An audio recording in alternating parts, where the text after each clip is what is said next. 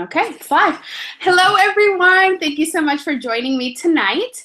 We are going to be talking all things scholarships with Miss Ashley Hill.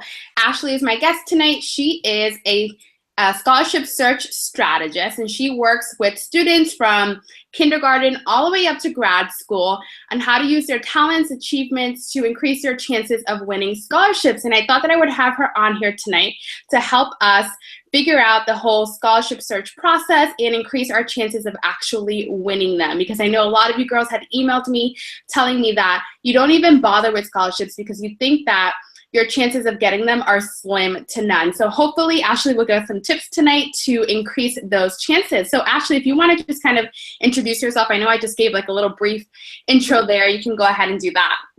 Sure. First of all, thank you so much, Clarissa, for the opportunity. I'm so excited.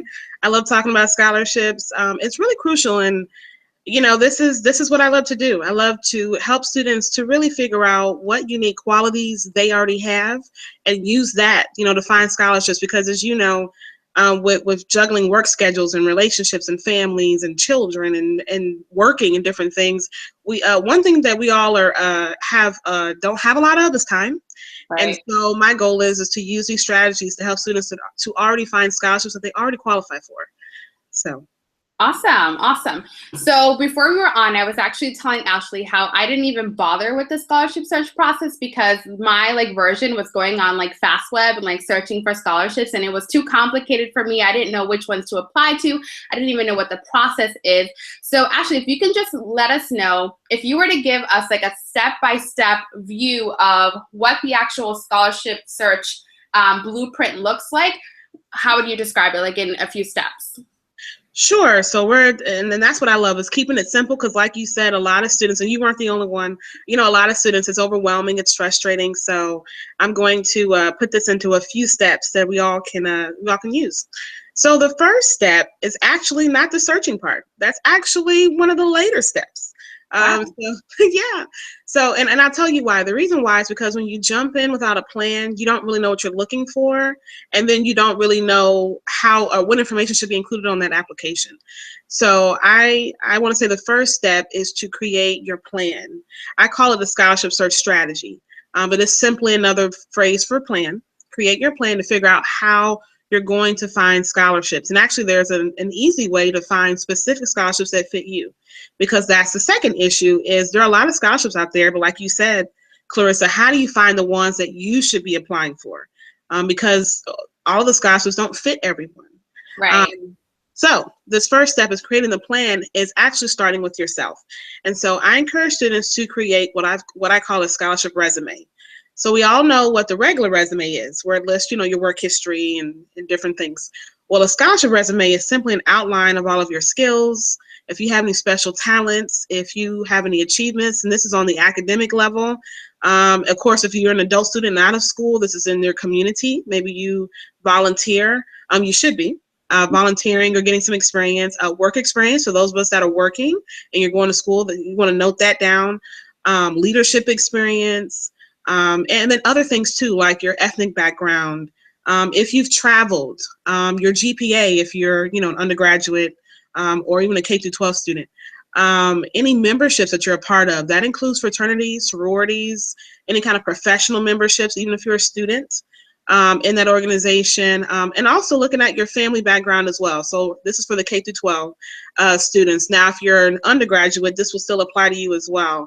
If your parents were maybe they're accountants and a part of the accounting society, of Nebraska or something, you want to list all that down. Any kind of military connections. If your grandparents were veterans, if your parents were veterans, any kind of connections like that. And so you want to create a list. You want to list all of this in a page or two. And the reason why I listed all those different areas, because they represent the type of scholarships that are available. So actually this is going to flow into step number 2, is you're going to take your list, and notice this is personalized. So you can't take someone else's list because you want to use your own. You hear that, girls? You want to use your own. And so what you're going to do, so I'm going to give an example. If, for example, you put on yours, like Clarissa, you grew up in the Dominican Republic. Let's say that you're very talented in science, and let's say that your future career is in nursing. let's say graduate school. So you've already completed your bachelor's, but let's say for graduate school, you will actually be searching for, let's say in your favorite search engine, Yahoo, Bing, or Google, you're going to look for graduate scholarships for female students. Well, you wouldn't say Dominican Republic, but let's say born abroad, or maybe Caribbean descent, something like that, and then put a plus sign with nursing. So you see that's very, very specific, because that's going to weed out a lot of things. So that was step number 2. So I'll just do a quick recap. Step number 1 was create your resume, your outline of all of your talents, achievements, qualities, career goals, everything about you. Number 2 is you want to take that information, and that's how you want to actually search. Now, when I'm talking about searching, there's online searching and there's offline searching. So online, of course, that's involving all the different websites, whether that's in your local area, nationally, or abroad if you're an international student coming in. And then, of course, offline is for organizations that may not be online, or it could be a local business that may not have an online presence. And so that would be a part of your offline. So in either case. I have a question on that, because I know this is going to come up. How do you go about finding the ones that are not online? Because I feel like with everyone growing up now and technology being so prominent, a lot of students are not even thinking of searching for scholarships in person and around their community and not online. Right. So we'll stick with undergraduates. We'll stick with that group. Number 1 is actually going to your college's financial aid office. They have a lot of local opportunities, and I want to explain. They break it apart. So there's internal scholarships. So that's for scholarships where you have to be a student attending there. They have external scholarships where you don't have to be a student necessarily to be eligible for those scholarships. And so depending on, in this case for students, you want to focus on internal first, because that automatically weeds out anyone that's not a student. And once you've exhausted that list, then you want to move to the external scholarships, which could be open to, which are open to students outside of those admitted in that college. So number 1 is start there, because they get resources all the time. Number 2 is you want to physically go to your local businesses. And I found the quickest way and the more efficient way to do that is with your Chamber of Commerce. So go to your Chamber of Commerce, because those businesses, you think about it, they've invested in being a member of that group. So they're probably charitable. They probably do giving and give away scholarships and things like that. So that's the second place that I would go to. Number 3 is if you attend a local place of worship, is to go there, because I can tell you in my personal experience, when I was in this process, my church did not advertise this online. They just simply told the members. Wow. And that's how we found out. So you don't want to neglect that. Number 4 is you want to look at your local community organizations. I can tell you that even if they have a website, because they're local and they tend to be a smaller group, sometimes they don't get everything online as quickly. Sometimes they miss it. And so you want to call and see, what opportunities exist. And even if they don't have one, they tend to be connected with other local groups, and they can point you in that direction as well. Okay. So I would suggest those top 4 places for local. Awesome. I would never have thought to look at my commerce. Yeah. Never. Yes. Tried and true. So we were talking about the steps. So once you've completed, you know what? I want to mention this with local. I had asked a few students, when I say local, what do you think I mean? And everyone said, well, in my neighborhood. And I want to explain that's true, but that's not the full truth. The full explanation of local, just so everyone knows, is not only is it your neighborhood, but it's your county, it's your city, and it's your state. Okay. So all of that is local to you. So for example, like I'm in Ohio. So my city is Cincinnati. My county is Hamilton. I need to search on all of those levels, because there are scholarships available on all those different levels of government, we'll say. Now, if I go over to Texas, that would then be national to me, because I don't live in Texas. Ohio, and everything down to my exact street, really, is a local opportunity. So I don't want anyone to miss any opportunities. So make sure that when you're looking locally, that you're including your neighborhood, your city, your county, and your state level. So I just want to throw that in there.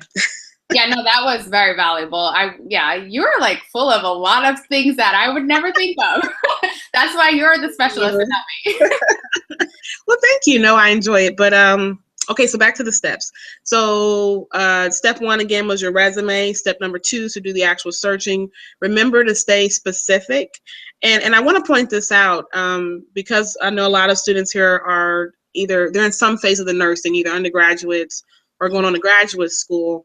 A lot of people tend to stop at their profession. And now that's a great way to look for scholarships. But I want to stress the importance of understanding that you have to really look at yourself as a comprehensive person. You have talents and skills and giftings that people are giving scholarship funding for. And so you don't want to just limit yourself to your profession or your location, but you want to make sure that you're including everything. If you like to tap dance, if you like to sew, there are scholarships for that. So you don't want to leave any dollars on the table, is what I like to say.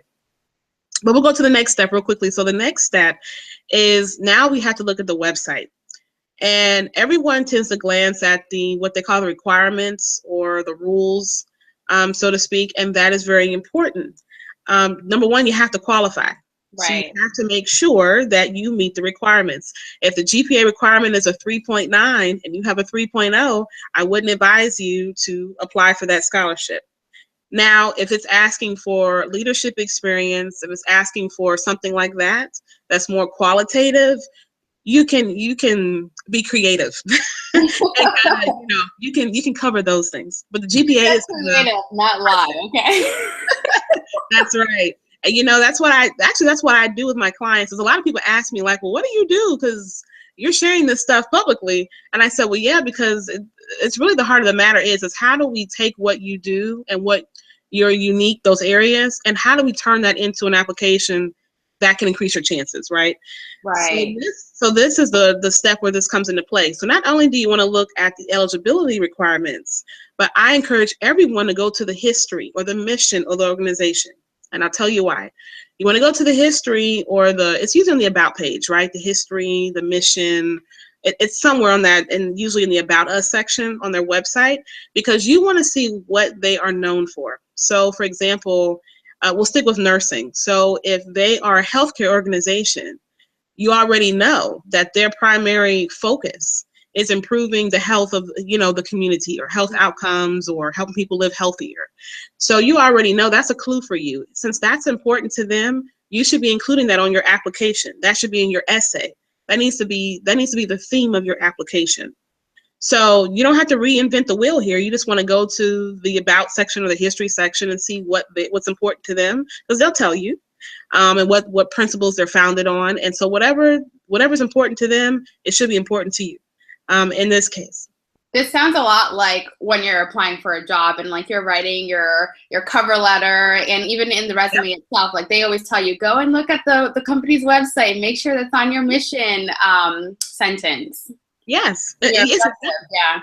Yeah, so you want to make sure that that's all throughout your application. I know we're going to get into that a little bit later, but like in your essay and how you answer questions and for example, even with your resume, even though you could be a talented soccer player, but if you're applying for a nursing scholarship, if there's not a connection, I wouldn't include the soccer point on that application. Mm-hmm. So it's little things like that, just making sure that you're aligning your application with that mission or purpose of that organization. So you want to look there. Also, you want to look at past winners, not to copy because they already won. Because I've seen people do that, and I'm like, that's an obvious rejection. But what you want to do, though, is you want to see, is there a theme? Did the last three winners talk about volunteering? Did the last three winners have a tragic moment in their life that they overcame or something? You want to look and see, is there a thing? Because there's a reason why they won, and you want to try to get some insight into why. So you want to look at those three areas: the requirements, the history, and you want to look at the previous winners. So those are the three things you want to look at I think that was step number 3. Yeah. Okay, step number 3. Okay, so now we're on to the actual application. You want to read it very carefully, because if they say that you have to have 3 letters of recommendation, they want to see 3 letters of recommendation. It's little things like that to get people disqualified. And I think it's because oftentimes we don't get to hear from the perspective of the scholarship judge. Yeah. And actually, I was fortunate enough to be a scholarship judge earlier this year. And so I was able to be on that side of the table. and really see what they think about. And I can tell you the number one thing they want to see, and I know this is one of your questions, Clarissa, but Yeah. it's not going to answer it. The number one thing they want to see is leadership experience. They want to see evidence of your leadership abilities. Now, obviously, no one is perfect, so you're not going to have perfected your skills at that point, but they want to see that you're involved in activities. And I tell people, because this is one question I get, well, what if I just work and don't have time to do other things? Well, Mm-hmm. number one, you need to prioritize some time, because it's really not about the quantity of hours. You don't have to have 5,000 hours of experience. You could have 1 hour a month, but if it's meaningful, and it's related to your career and your future goals and maybe your talents and things you like to do, that's fine. So you don't have to rack up a lot of hours. You just need to do meaningful work in that time that you have. Now, when you say leadership, oh, I'm going, I don't know why. When you say leadership, do you mean like an actual leadership role? Because I feel like that can get a little bit confusing. Like, you know, do you have to be like, you know, in the top position at, say, whatever organization it is that you're volunteering in? Or do you just need to show initiative that you have other interests outside of yourself? That's a great question. I'm glad you brought that up. No, you do not have to be the president. And I stress this with students because, you know, they get panicked. They're like, oh, no, I'm not the president. I'm not the vice president. And I tell them you don't have to be the vice president, but find a way to lead in the group. So I'll give you an example. We'll use work because a lot of people are working and going to school. Mm-hmm. So let's say that you're at work. Well, I encourage people to kind of brainstorm and think about what are the qualities of a leader. Number one, a leader improves things. A leader takes initiative. A leader makes people better. So maybe on your job, have you made suggestions? Have you found an easier process? Even if it just makes your work easier, which is going to affect other people, you know, to document that and use that. That's leadership experience. You know, I tell people leaders don't always lead from the front. That's right. And to be honest, the entire team should be made of leaders because I'll say, in my opinion, I define leadership simply by influence, having influence over people. And really, to be an effective leader, you have to have self-leadership first. You have to be able to lead yourself first. And so I encourage students of any age, any profession, anything, you know, to find ways to improve processes, make things better, make people better, even if you encourage people, you know, because there are different types of leaders. There are coaching leaders that have a coaching kind of gift where they kind of coach you. Of course, you know, we all know the traditional dictator, so you don't want to be dictators. But, you know, that does come into play. Like I would say, like a CEO sometimes has to be a little bit more stern. But no, you can, and I'll give another example. Maybe in your community, maybe you connect with a volunteer group and you say, hey, I want to come in a couple hours a week and work on your newsletter. Maybe I can improve something. Can I help you with something to make something better? That's a leader as well. It's a great tip. So you don't have to have a leadership position per se, just as long as you're showing leadership skills. Yes. And actually, since we're talking about leadership, I'll throw this in there. When you're doing your essays, I know a lot of people tend to say, I am a leader, I am a nursing major, I am something. But the scholarship judges want to see the examples. It's like the show, don't tell. You know, like when we were little, we had, you know, the show and tell kind of. Yeah. So you want to show. So for example, and that's why I want to encourage everyone to document. Even think when you're at work, you know, have you done something? Most volunteer positions are leadership positions, but to kind of document, because you want to use those examples in your essay. That's going to strengthen your essay a whole lot and give you a greater chance of winning that scholarship, because that's what the judges want to see. How would you suggest that a student keep track of that kind of stuff? So should they like have a planner where they put it all in? Should they have like a spreadsheet? How would you keep track of that as a student? Because I feel like while I'm like going through the motions, I'm not going to like stop and be like, oh, this would be a great thing for me to write down. But like you said, it's important to have those examples. True, and I can tell you, actually, I was just working with a client literally yesterday, and that was her scholarship, is please list your leadership roles and what you accomplished in that group. That was literally the essay question. So they do ask that question actually quite often. But to answer your question, I actually like Google Docs myself. Okay. So what I do and what I suggest is I like to go month by month. So at the beginning of the month, or really towards, I'd say the end of the month, decide what your goal is going to be for the next month. You know, I want to get at least one experience. Okay, that maybe that's 2 hours at such and such. So I literally I make a spreadsheet and I have a column for the organization, even if that's work. I put work down. And then I have my next column is, what was my role? Was I the secretary? Was I a contributor? Give yourself a role. And then the third column would be, what were my activities? What did I specifically do? And then the next column, and this one is important, what was the effect of that? So, for example, I stuffed 34 book bags for needy children who don't have access to food during the summer, or something, or little food, during the summer, because you want to connect how your work impacted, the group or whatever project we're working on. And then lastly, I would put down a contact person, because that person could be a great source for a letter of recommendation. So that's really what I put together, is that spreadsheet. No, that's awesome. I'd like to give like specific examples because I'll get emails about it later on. Yeah. So anything that I can think of, I'm like, I'm going to ask. Yes, please do. Please do. So I think we were on step 4.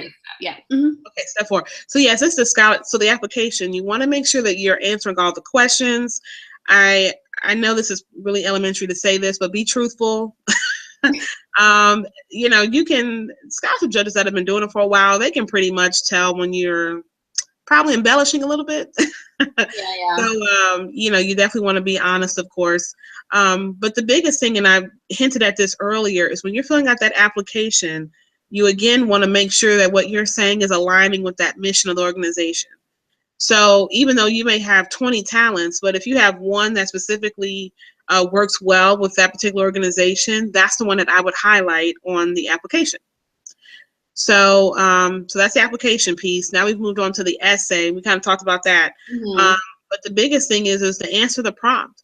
And you know what? I've noticed something in working with students. They do well academically. They excel in their English classes. But when it comes to the essay, I see a lot of students struggling with how to organize their thoughts.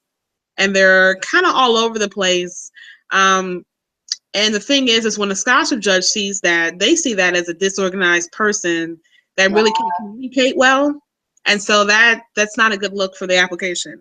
I wonder if it's because people they don't do well when they have to write about themselves. I feel like they're really great at talking about a specific thing, but if they have to relate it to themselves, they kind of just fall apart. I agree with you. I think that's what it is. And I think with, in a case where you're trying to, win the scholarship money, you're under pressure to try to squeeze and throw everything into one paragraph. But actually less is more. And if you focus on the meaningful things that apply, to that scholarship, whatever that prompt or question is, you're going to come out better because it's organized, it aligns with the organization, and the scholarship judges can see, okay, she's done her homework. She's talking about qualities that matter to us and that matter to our organization.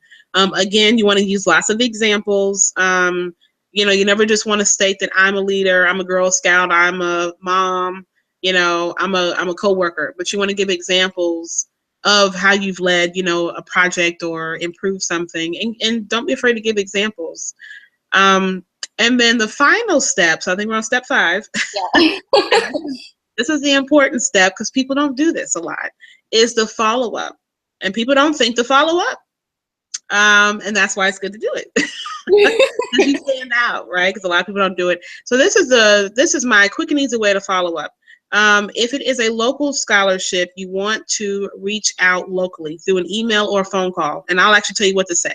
So if you are applying for, let's say, the Red Cross, I don't know, it's giving away scholarships, right, in your town, and let's say you apply. So you want to apply, and I would say within 2 weeks of applying for that scholarship and turning back in the application, just a quick email, hello, whatever that person's name is, the coordinator, and say, I just want to thank you so much for this opportunity. And I look forward to, to hearing about the outcome of the organization, or, something really simple, not stalkish.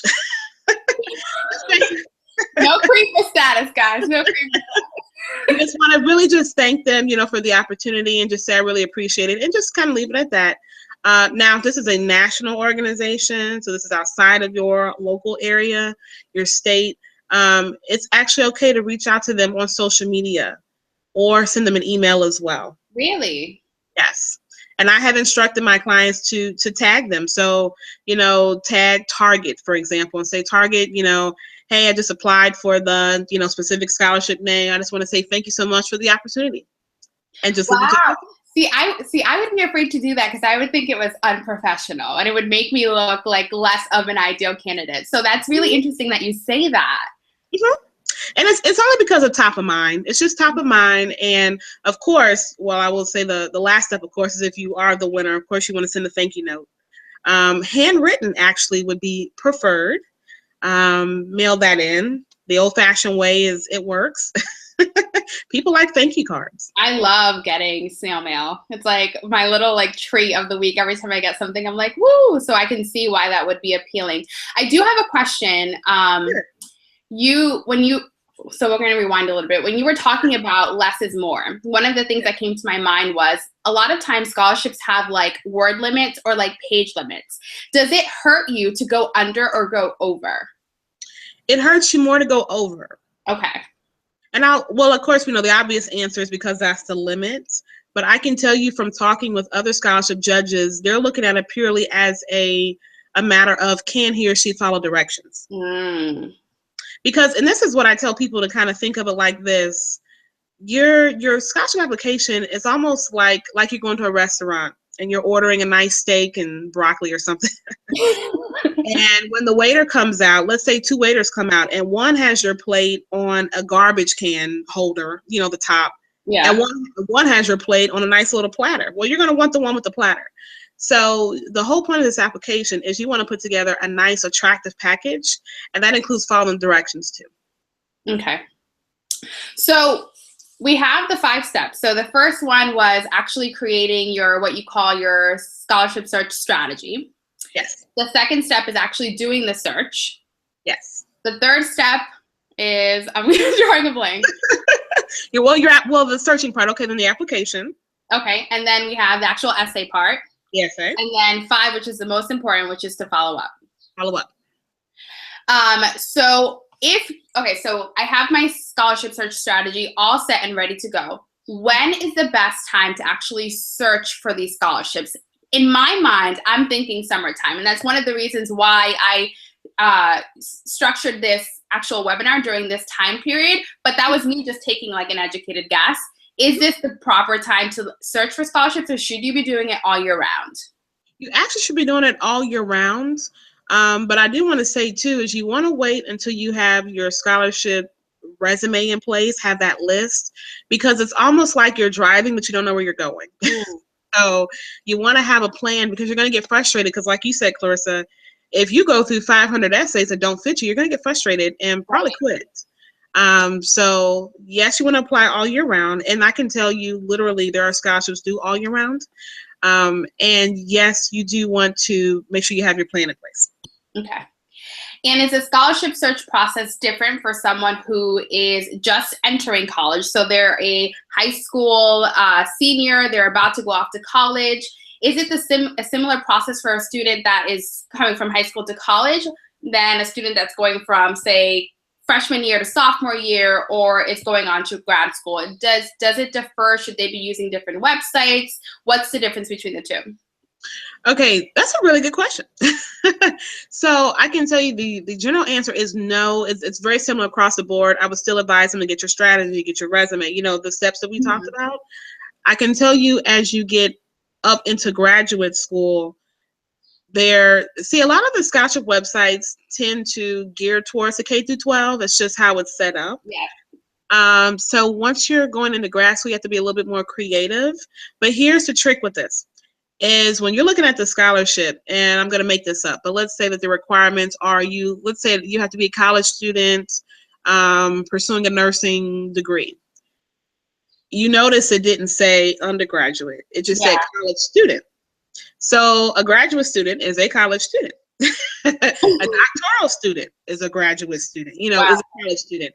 So you really have to read it, because if it doesn't have a specific type of student, then you do qualify, as long as you meet, of course, the other requirements. So I would just say for the graduate students, you just have to read it a little bit more carefully. And if it doesn't say that you have to be a K through 12 or you have to be an undergraduate, then you are open to apply for that scholarship. Awesome. Okay, so now here's a tough question. Okay. Where the heck do we find scholarships?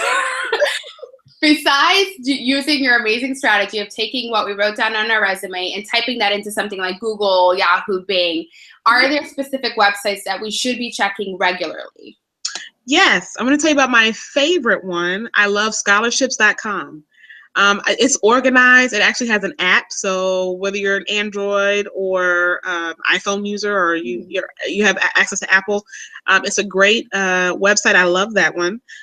Also, as you mentioned, FastWeb, Sally Mae has one, all the other scholarship websites. And here's the thing I'm going to say about this is people ask me, like, should I even use them? And the question is yes. But I think where people mess up is they don't use them in the right order. And when I say order, I mean that you should be looking for specific scholarships first. And really you should be starting local first, because local is going to really increase your chances because it decreases the number of people that qualify, right? So if you live in Houston, Texas, and the scholarship is for Houston people only, people in Hawaii can't apply. So you already have a leg up in the competition. So I encourage students to really start local and to start as specific as you can. Okay. Once you've exhausted that, then go to these scholarship search websites. But actually, a lot of them, like scholarships.com, they actually have categories on the left-hand side. So they'll say scholarships for females, scholarships for Colorado, Montana, whatever the state is. And so those are some great ways to kind of cut down through all the scholarships that exist. Now for really, this is for everyone. It's also, you want to find out what associations exist with your career field. So for nursing, I'm sure you probably know what it is, Clarissa. I don't know off the top of my head. Yeah, the ANA. Yes.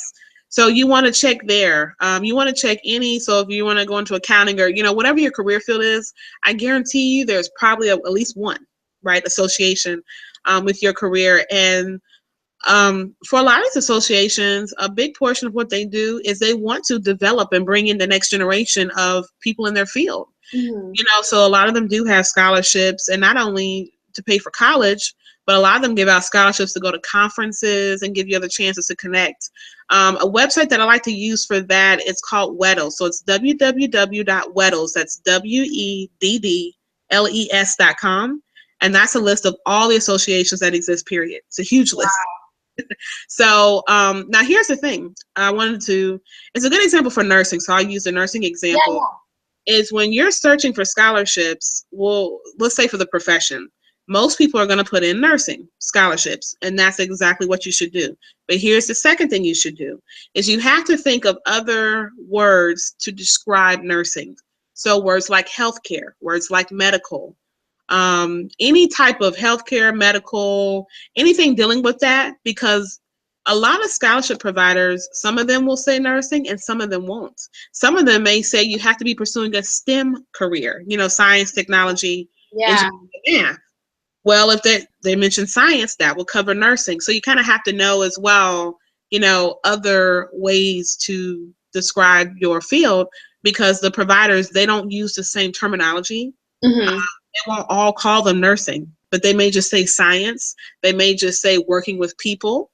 They could use any type of words like that. And so you would have to read it to make sure, of course, that you would qualify, but those are other hidden ways to find scholarships as well. Awesome. Okay. I had an email from one specific girl, and she said to me, I don't bother with scholarships because what are the chances that I'll actually win? So I was thinking about that. And I was like, that is probably what everybody's thinking. So so you talked a little bit about your experience being a judge, and you talked about what it is that they're looking for. Is there anything else that you can give us, any other tips that will increase a student's chances of actually winning a scholarship? Yes, I will. And actually, I was saying this to a group of ladies a little while back, is that this is a numbers game. I know you won't hear a lot of people talk about this, but I'm gonna tell you, this is a numbers game, and so you can't apply for one and get frustrated. This is a game of consistency and persistence. So I have to say that, number one. But before that, I want to address, just because a lot of people think like that. You're right. Mm-hmm. And I'm like, you really have to have a mindset shift, because you have to understand that this is what you're going to do. This is your goal. And the mindset shift has to shift to, how can I make this successful? What do I need to do? Because when you say, what's the point? You kind of remove yourself from being responsible. Yeah, and I talk a lot about that in my videos. Like, there's been this theme where I'm just like, listen, you got to take responsibility. If something's not working, you need to look at what you're doing and change that. So I love that you said that. I love that you're saying that in your videos. And I mean, I'm sure that, Clarissa, you could say this even with nursing school. I'm sure there are students that don't get in the first time, Mm-hmm. but you can't sit there and get mad at the school. I was one of them. I actually did not get accepted to the accelerated program, guys. Exactly. And see, now you're in the nursing field. So there are changes. There may be big changes. There may be subtle changes, but you have to take ownership of this process. Mm-hmm. And actually, it's funny that well, it's interesting. I'll say that we're even doing this in the summer, because I even had a parent that said, well, my kid just plans to kind of hang out this summer. And I said, your kid already has a summer job looking for scholarships. Yeah. And, I gave this example. I said, let's say you found a scholarship, right, that it fits you, it was perfect. Let's say that you applied and it took you, let's say you won, it was $1,000 scholarship, right? If it took you 4 hours to prepare that application and you won the $1,000, you just made $250 an hour. That's Wow. more than a lot of people are making. Yeah. And let me tell you guys, I made the mistake of not going to the schools that I got full rides to, because I was miseducated by my mom. And I have like a lot of loans. And if I could go back in time, like, I would have gone to like a state, like the crappiest state school ever, just not to have those looming over me. And one of the things that I was telling Ashley is that when I go back to grad school, I'm not going back unless I get scholarships. I need to have at least 2 or 3 scholarships like in the bank, because I don't want to have to take out any student loans. So the fact that she's saying that if you don't have a summer job, your summer job should be looking for scholarships to help you fund your education, so that you don't have the financial issue that a lot of college students are having when they graduate, which is that they have all this student debt that they cannot pay off. Right. And I want to add this point as well, because we're talking about how to increase chances, is to get connected. I can't stress that enough. And I'll tell you what I mean. So I encourage everyone to be on LinkedIn, even if you're not employed right now. If you're a student, that's your job. But it's to be on LinkedIn, get experience. And actually, I would say the first place is to start locally. And really, this is really a part of your scholarship strategy, is to get your team together. And Clarissa, I'm sure you can agree with this. Even just tackling, even if you have a business, whatever the situation is, I believe no one person is successful by themselves. It's a group of people behind them. And that's true in my life, and I know in yours and a lot of other people, is that no one person is successful by themselves. It takes a village. Really, I like to say it like this: it takes a village to get somebody through college and help them to find opportunities. So, for example, we'll stick with nursing because it's just easy. Yeah. If you're entering the nursing field, or you want to further yourself, in the nursing field, is you want to get around people that are already doing that, or they already have completed that, and start building a relationship. Now, relationship is not take. Mm-hmm. It's give and take. So, finding mentors, approaching people to get assistance, starting your local community. Start with your local chamber of commerce. There's a lot of businesses that they're so connected. You don't know who knows who sometimes. Right. LinkedIn is a great way to get started, because actually what I would do is, so I live in Cincinnati. So I would search for medical groups or nursing groups in Cincinnati on LinkedIn and get plugged into the online group, and then say, okay, do you guys have any offline opportunities? I would look for women professional groups, because you never know who's connected with who. That's right. Another great way to do that is by just volunteering. I have volunteered locally. Actually, I was doing it before I even knew what it really was.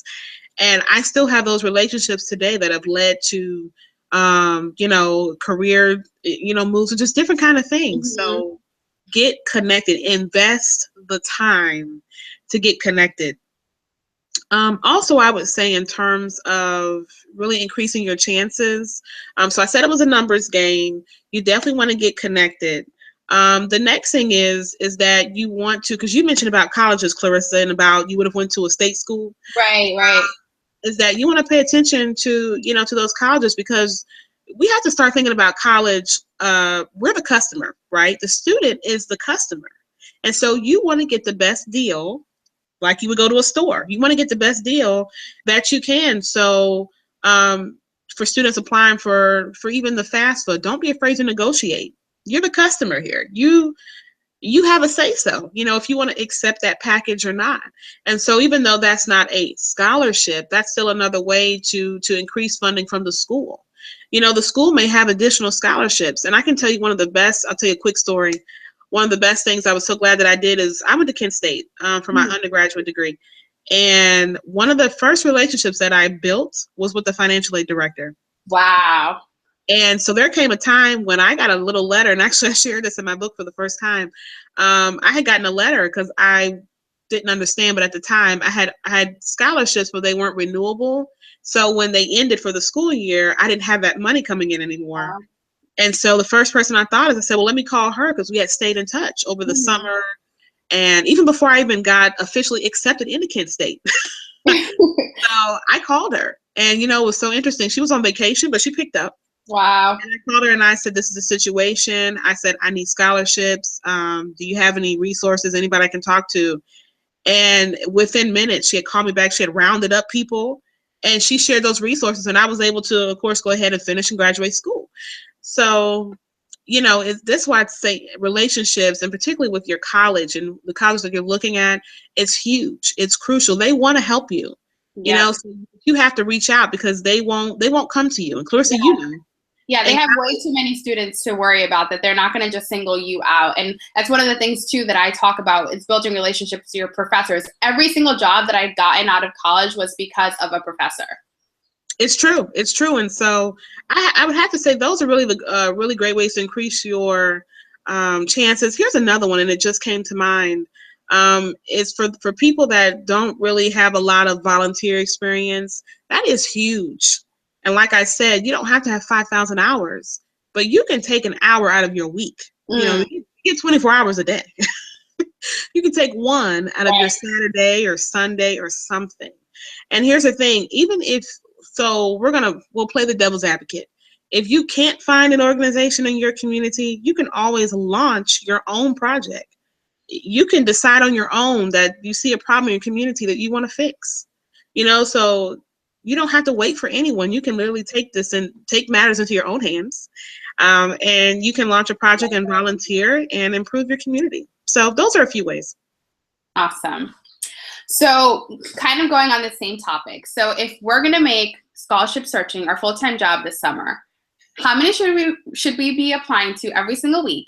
And then that's a lot of freaking essays. Can I reuse essays? And what's the best way to go about it? Yes, I'm trying to remember all the questions. Okay, the first one is how many, right? Yep. Okay. So here's the thing. I hesitate to give you a number, and I'll tell you why. Only because I know everyone's schedule is different. So I'm going to give some rule of thumbs. I'll put it like that. Okay. But here's the first thing. I ask everyone to try to get an estimate of how much money you will need. And so we'll make this example, but let's say, okay, grad school. So you're going to grad school, and let's say grad school altogether is maybe 40,000, maybe 20K a year. You're going to a really expensive school. Yeah. And let's say that you don't have any funding of your own. Your parents can't assist, so you need the full 40. Okay, you need to be searching more than the person who maybe their parents gave them 30K and they only need 10K. So the more funding you need, your hours of searching should increase. Okay. The less funding you need, you shouldn't be searching as much, but you still need to be searching, of course, until you reach your goal. So I'll say a rule of thumb: in the summer with a job, I would encourage you to really batch your hours on the weekends, because during the week it's probably crazy and you're tired after work. So take your Saturday and your Sunday, and I would say maybe take 4 hours. But take maybe 4 hours the whole weekend. So maybe 2 and 2. If you're really ambitious, maybe 6 hours. I know that's probably pushing it. But I'll put it like this. Number one, it's temporary, right? Yeah. So, you're not going to be doing this forever. But the goal is that the amount of time you should be spending on searching should really decrease because you have your specific list. So it should come to a point where you're searching maybe an hour and then the rest of the time is applications. Because you have your list, you know what you're looking for. So the idea is that over time, that portion of the work should decrease. Mm-hmm. That leads into your next question, which was about the essays. Right. That is a lot of essays, but the good news is the questions tend to be, the same. I'd say 8 to 10 questions. It's usually what's your career, what's your intended career, why do you want to go to college, why do you need this money, tell us about your leadership experience and your role. I think what was one I was reading the other day is who inspires you. It's kind of questions like that. Why did you select your career field and why? Those kind of questions. These are very similar to the kind of essays that you answer when you're applying to colleges. Yes, actually, they're very similar. Yes. Huh. So the good news is once you write your first probably 10 or so, you have a base, what I call a base essay. But here's the key. You don't want to verbatim, like word for word, just copy and paste. Mm-hmm. Because, again, you want to make sure that your essay is aligning with that organization. So if that organization, let's say that they are animal rights advocates, and let's say that your future career is to go into environmental science, or something dealing with that. Well, then you want to talk about that. Or maybe you volunteered at an animal shelter. Then you want to include that. So you may have to do those few tweaks to your essay. But the good news is you can recycle and reuse. Awesome. That makes me feel so much better because I personally hate the essay writing process. Yeah. So the fact that I can, write, a handful and then use bits and pieces of it and then customize it to whatever that organization is makes it seem more manageable to me and less stressful and less overwhelming. Yes. And actually a great way I would say to save time is, now this, I like to use Google Docs and everything. Mm-hmm. But a great way to save time is I actually create a calendar, right? And so I look at the deadline. Let's say one is due tomorrow. That'd be too soon. Let's say one's due in a few days. Okay. Tomorrow I'll be kind of panicking. But in a few days, I would put that into the calendar. And then what I would do right away is look for the essay component. And I would put the question in there and put possible ideas for the angle. I say angle, meaning what's the thing, what am I going to include for my resume?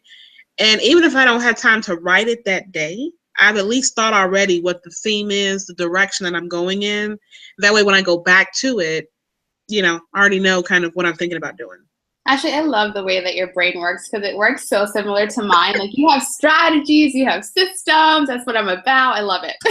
Yeah. And you know what? It's a must. And the good thing is, and of course, I know you can attest to this, is these same processes and systems and skills, you need it for life. Yeah. You need it for your career. You need it to get to your personal life. It's good to get these skills into place and practice now. So yeah. Well, actually, this was amazing. You gave a lot of information. Probably no one was I'm going to assume no one was taking notes, but if you were, good on you. If you weren't, you're lucky because Ashley actually has a website. And so Ashley, I just want you to take the opportunity now to just direct people to where they can find this information in a streamlined place and then how they can work with you and how you can help them in the scholarship search process. Sure. And actually, before I do that, if I have your permission, I wanted to share those websites. We had talked before. I know we started. But yes, I wanted to share. My nursing people. Yes, this is strictly for nursing because I wanted to, of course, tailor it. And what I will do, I'm going to read these, but I will give these to you, Clarissa, so that way you can distribute, as you see fit. So I want to get to the first one. The first one is called www.discovernursing.com/scholarships. So I'm going to go to www.discovernursing.com/scholarships. So that's the first one. And again, this is completely for nursing, of course, as the name of the website says. The next one is you're going to go to www.aacn, A for apple, C for cat, N for never, .nche.edu/students/ www.aacn.scholarships. And I'll say that again, that's www.aacn.nche.edu/students/scholarships. The next one is the Nursing Society. So that's www.nursingsociety.org. Then /advance, and then a dash elevate /careers. And you can click on, once you get to the career page, it'll have the nursing scholarships right there. So again, that's the www.nursingsociety.org. The next one is, it's on one of my favorite scholarship websites. It's scholarships.com. And then you want to go to their financial aid page, and they're going to have a list of scholarships by major. You want to click on nursing. And then the last one is nursejournal.org/articles/nursing-scholarships-grants. So that's nursejournal.org /articles/nursing-scholarships-grants.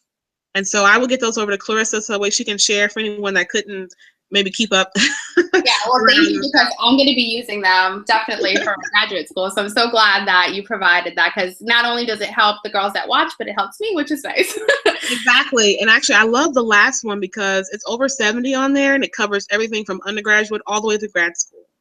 So that's really exciting for the nursing students. So now to get to what you were asking me. Yeah. So my website is collegeprepready.com. That's collegeprepready, all one word, .com. And right there I have my blog. You can click on blog. It's right there on the header.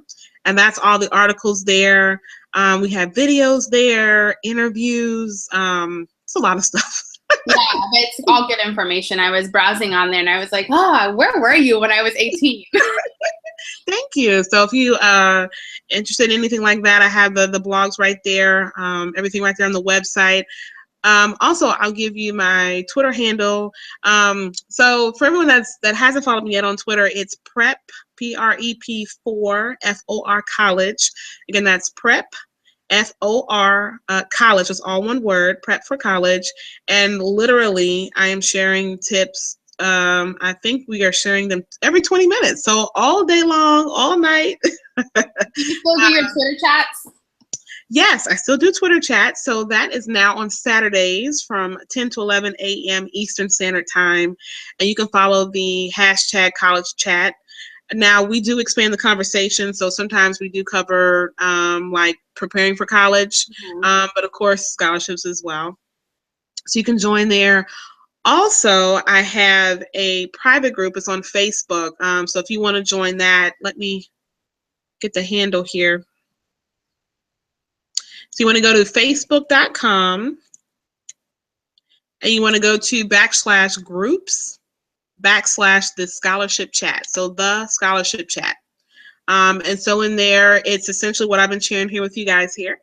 And so that way you get a chance to ask your questions. I'm in there every day. So if you have any questions, I get to those as well. So that's all of that. And then if you do want to work with me, you can actually just go to my website again and go to the Contact Us, and I can set up a free consult call, and we'll go from there. Yeah, take advantage of those guys, because I'm sure she's super helpful in them. Thank you. Now, I want to open it up for questions in the last 6 minutes here. I don't want to take up too much of your time. So if anyone has any questions, whether they be specific to you, specific to a scholarship that you found, let us know. I'm going to be looking over. I know there's a bit of a delay on this Google Hangout, so we'll kind of hang out, see if anyone has any questions. And if not, then that will be the end of it. And I think someone asked if there was going to be a replay. The answer is yes. And actually, well, you can just use the same link. It'll be the same link that I sent you before if you want to send it out. Yeah. Very good. I will. All right. Let me flip over to, let's see if there's any. Happy Sunflower said, thank you for sharing. You're very welcome. We'll hang out for another minute and see, because I know there's a delay. Oh, no, that's fine. Clarissa, do you have any questions for me? No, you answered all of mine. I feel like I was being kind of selfish with No, not at all. Hey, I'm an open book here. Yeah, so I'm excited to get started on the whole scholarship process now that I actually have a plan, and it's not like when I was 18 and applying for scholarships, it was very overwhelming, very overwhelming. So the fact that you're doing this is amazing. Thank you. And you know what, too? I was thinking at that age, you're thinking about prom and graduation and, if your boyfriend's going to be around, all these different hey, it comes up, all these different things, and you're thinking about, oh my goodness, I'm going to college, the whole adulthood, the independence, and this is what I stress to students, undergraduate, graduate, that you have to think about this. Just like when you're taking that time to prepare for college and prepare for your application, just like when you prepare to apply for a job, it's all the same thing. When you're preparing, that's the time to think about it. Because it was interesting. It was a study done by, I believe it was Bank of America. They had done a survey, and they surveyed teens, and then they surveyed parents, and they asked one question. They said, who's paying for college? Well, the teens said the parents are, and the parents said the teens were. Oh my God. Well, apparently somebody wasn't talking, Right. And that's why I encourage, and even if you're an adult, even if you're 25 and you're going to school, if you're going to be having other people assist you, or even just a part of your village, is talk to people. Even if they can't physically give you $1, towards your tuition, again, you don't know who they know. Right. Find out, get connected. A lot of employers, I didn't mention this, but even a lot of employers, either they will pay, depending on the place, or they provide scholarships for dependents of employees. Yeah, I actually applied for a $1,000 scholarship for my dad's job, and I got it. So, congratulations. Yeah. Thanks. That's awesome. So it's things like that, and it comes from talking and finding out. And again, that's why I encourage people to start early, start thinking about it, and make your plan and follow through. Yeah. So Happy Sunflower said, I didn't get the Nurse Society one. So Ashley's going to send me all of the nursing scholarship related websites, and I will send it all out in a newsletter with the replay to this. So you guys will get that. So if you didn't catch it, don't stress. I'm going to send it out. Ashley's going to send it to me. But it doesn't look like anyone has any questions. You did an amazing job. Like, you were super prepared. You like very, very prepared. You gave so much information. So I'm assuming that's why no one has any questions. Thank you so much for hopping on with me and for taking time out of your night to educate everyone on the scholarship search process. And again, if anybody has any more questions, or you want to find out more about the scholarship process, you can head over to Ashley's website, which is collegeprepready.com. Thank you so much. I've enjoyed it. Oh, you're welcome. Bye, everyone. Take care.